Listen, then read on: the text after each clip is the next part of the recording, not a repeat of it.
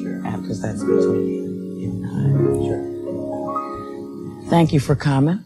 Thank you for inviting me. I'm sitting here with Tom Metzger, Director of War. Until 1980 was the Grand Dragon of the KKK in California. A lot of people have said a lot of different things about you, but I have a scenario I want to put out because I think that will help me understand. Say you're going down the street in your car, a toddler, maybe 2.5 years old, toddles out, gets hit by a car speeds away. You get out, you go, and the child is black. Yes. What do you do?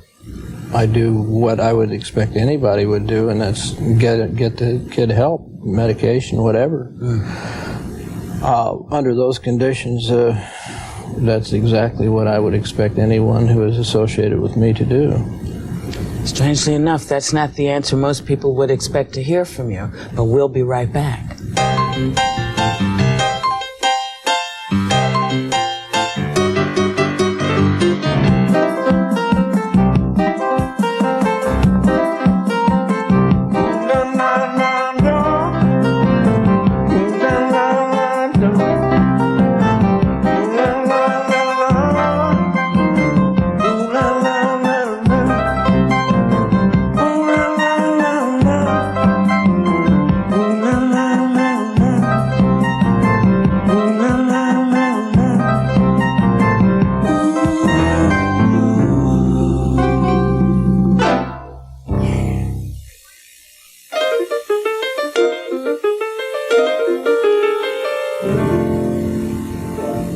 Way to go, Jer. Can you clarify what the white Aryan resistance is? We know it is war, but what is it? I think the simplest way to put it is that we are a separatist, racial separatist group, an association that believes in the separation of the races. But beyond that, we believe in resisting the despotic actions of the federal government and the economic determinists, the big corporations who tend to push us all around. So we would tend to raise the view of race to somewhat of a position of a religion. Not a religion, but close. In other words, our race is our religion. What makes you superior? I don't think that I can determine that at all. I think nature will determine that. Nature will determine, well, has the white race got too uppity and too intellectual and off into religious cults and to where they think they don't have to compete right down on the street. They can commit suicide if they want. Nature throws up the basketball, the best race, the best man, the best woman wins. So I don't know whether we're superior at all. I hope that we are a superior race. And that's not hating everybody. It's just, I love what we have produced in the world and our race has produced. If society does not change, what do you think is going to happen? Well, there's no doubt that this is going to break up. The United States allowing millions of third world people coming into this country, even beyond the racial issue with different cultures, different religions and so forth, and no frontiers for people to escape to, it's going to self-destruct. It's going to split up. I want to ask you about a quote that your son supposedly made. I don't know that he did. It says he advocates violence, saying that his followers must not only be intelligently racial, but kick-ass physically, no exceptions. If attacked, he said, a skinhead has every obligation to attack back, but you can go 10 times farther, go for the gusto, destroy him, anything you have to do, poke the eyeballs out, beat the hell out of him. This sounds like a football game. Who cares what you have to do? Now, well, I think if that was a quote from my son, he was being quite candid that we should not go around as predators in the street, beating people, pushing people off the sidewalk, and we should treat people with the respect that they treat us. However, if you are attacked, then there's no holds barred. You use whatever strength at your command, and you make sure that person or that group of people don't get up to attack you again. And I have no problem with that. I think that's in the statutes of the state of California. That if somebody tries to assault you, you have every right to not only put them down, but pursue them and make sure they stay down so that they don't come back and attack you. Could this be taken as it supposedly was by the gentleman in Portland, Oregon, who claim that they were taught by you and your son that the way to go about this was to grab blacks off the street and beat them? That what we're talking about is there was a young Ethiopian man who was attacked by skinheads and killed. What happens when people say, well, Tom Metzger said, and this is the result of it? Well, for one thing, the man that was involved in that, as far as we know, didn't even read my newspapers before that time. And you're talking about the young man? Yes. Okay. My position is there's nothing that we have ever said in the newspapers that ever could catch up to the movies. I mean, and television, we can all see 9 million different ways to kill people every night on TV. And we can go to the movies and see some very interesting, sophisticated ways to kill people.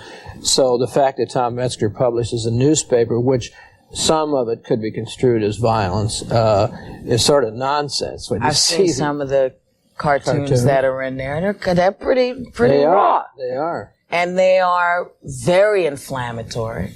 Yes. Are you sure that the message is not go kick ass, but let's talk about leaving...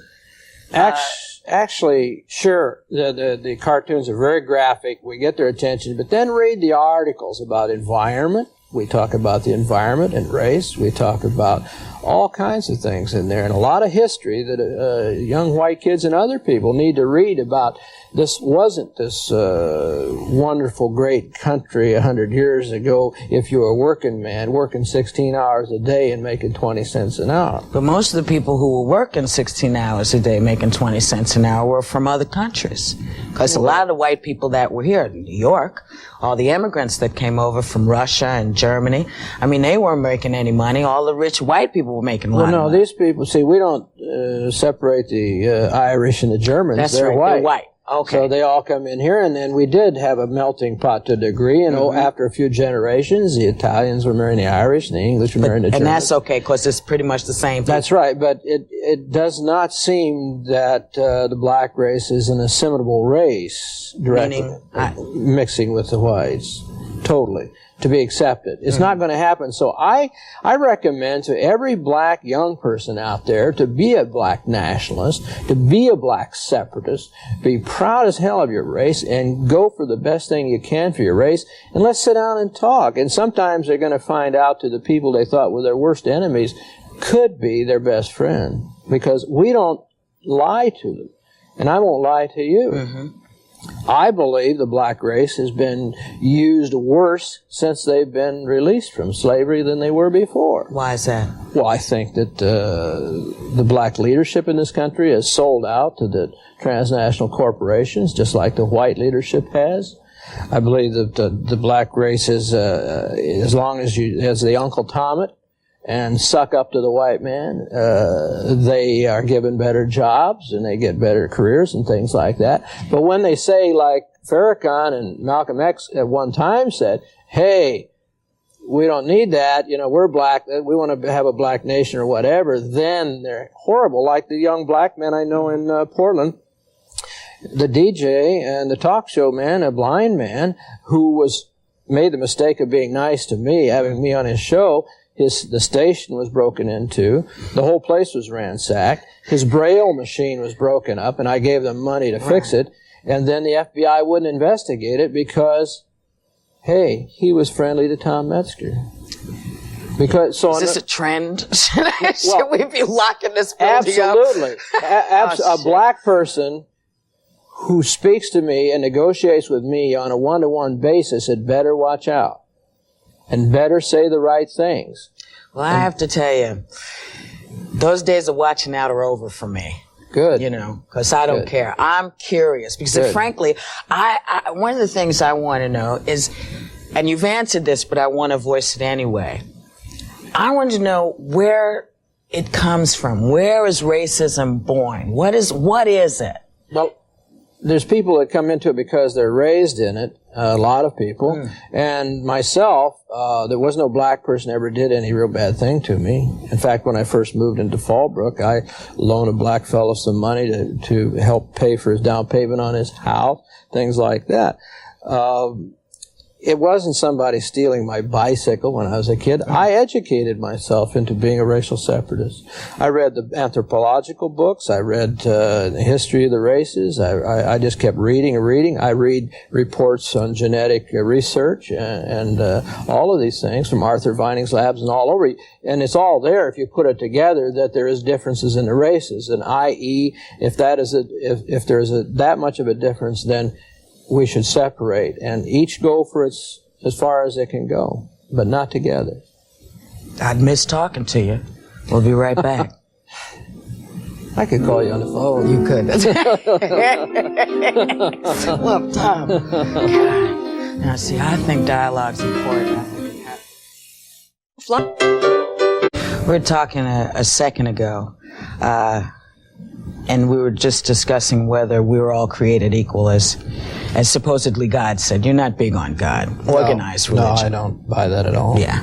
In fact, I think it's a fraud against the people of the world. Yeah. But now, did you grow up believing in separation of the races, or is that something that evolved? Where did you come from? Well, there was no such thing as separation of the races in the town where I lived, the area. There was just no one really of other races around. And so it wasn't something that, where I was raised in the South, I was raised in the Midwest, a town by the name of Warsaw, Indiana, which there was no race problem. There were a few black families there. I remember the young fellow who was voted class president in the class ahead of me was black. His name was Russell Sansbury, and as I recall at the time, no one really thought much about it because it was before the civil rights movement. And believe it or not, I think the attitude of a lot of whites towards blacks was a lot better, at least where I was, before the civil rights movement. Was that attitude seen but not heard? It was just, here they are. If they're respectable, you respect them. If they're not, you don't. And, I heard more white people denigrated around town than the black families I knew. If the law came down and you had the right to tell people where to go back to, who would have to leave here? We, of course, would like to see a homogeneous white North America. We really would. If we would like to see voluntary repatriation to other land areas of the world. However, we have talked with people like Louis Farrakhan's people about this and others who have advocated a separating of some of the states of this country. The United States is going to break up anyhow. I can guarantee you that in the next 50 years. It's just too large with too many cultural and racial diversities. It's not going to come together. It's going to break apart. So we must be looking forward, both the black race, Hispanics, and others, to what we're going to do. And it may be very logical that X areas of a country will become black and X white or X mixed, but it will happen. It has been said that you are a man who proposes violence. Is that so? No, because I think there's a way out of this. And I think that the representatives of the black race and other races should sit down at the table. Come, let us talk. Because if we don't talk and begin to talk pretty soon, it will erupt into major social upheaval. And once it gets started, then there's not going to be much talk. Have you been able to convince, I was reading some of the newspapers, and have you been able to convince the young people that there is a nonviolent way to have discussion? Because the skinheads, or as they're known, there's so many different factions on both sides, seem to have a very, very violent streak. That's true. A lot of the violence is perceived in the mode of dress and like that more than actual violence. I think if you compare the crime figures of skinheads to any other group in American society, you'd find their actual criminal convictions to be very low, but they do have this fearsome look, the way they dress and so forth. And there have been some of them that have done some pretty bad things and gotten some bad trouble. There's no doubt about that. But what we have tried to do is tell them, hey, if you're going to be a target of every policeman when you walk down the street, then why not grow your hair out, get a suit, get a good job, get a good education, keep your racial views.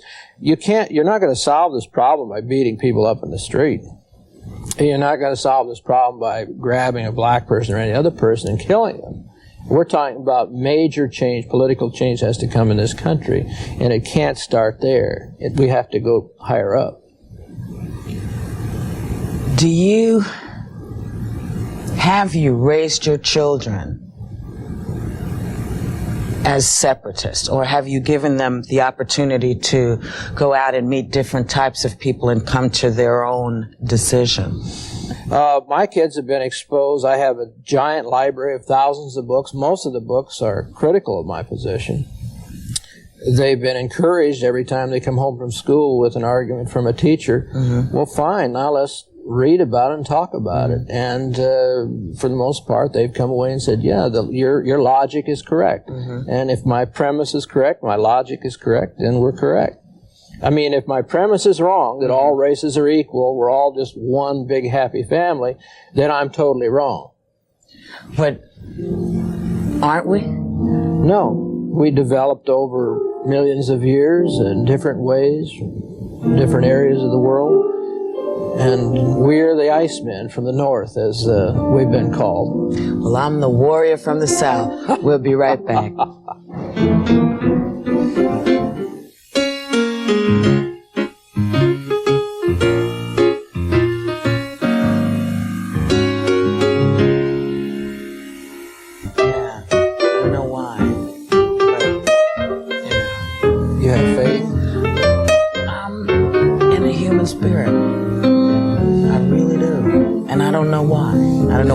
The history of the world is not that. I know, but maybe we could change it. We're back. Sorry, we're back. We're back with Tom Metzger. What's your stance on abortion? Or pro-choice, I should say. Well, I think that people should, we've sort of modified our view on that, which may seem a little bit callous. We've said that non-white people should have all the abortions they want free on demand. We would encourage white people not to have abortions. However, I don't believe I can support a law, because I'm so sick and tired of more and more laws in this country that would force people not. Because if a white lady does not want a baby that bad, then I don't think the baby would be really loved and taken care of. And so even though I would encourage white women to have the children, and at least put them up for adoption, I wouldn't support the law anymore that would be against it. We will be outnumbered. Like I said, we're maybe 16%. Gore Vidal said 16% the other day in an interview. And so I don't believe if the black race can help itself out by limiting its population, have a higher living standard, they should do it. And I'm not just talking about blacks. I mean, this thing is sort of it's like pick on blacks. I mean, you got Hispanics, you got all these other minorities. I'm talking about minorities. So it's abortion for minorities only with white women having the choice whether to do it or not. Well, or am I misunderstanding? No, I'm not saying force black people or anybody to have an abortion, but I'm saying it should be abortion on demand for minorities, and the state should pay for it. And white women should be encouraged but not forced not to have an abortion, because I wish the more laws we make, the worse it gets. Something to think about. Thank you for coming and talking to me. Thank you. And thank you for showing up. I'll see you tomorrow night.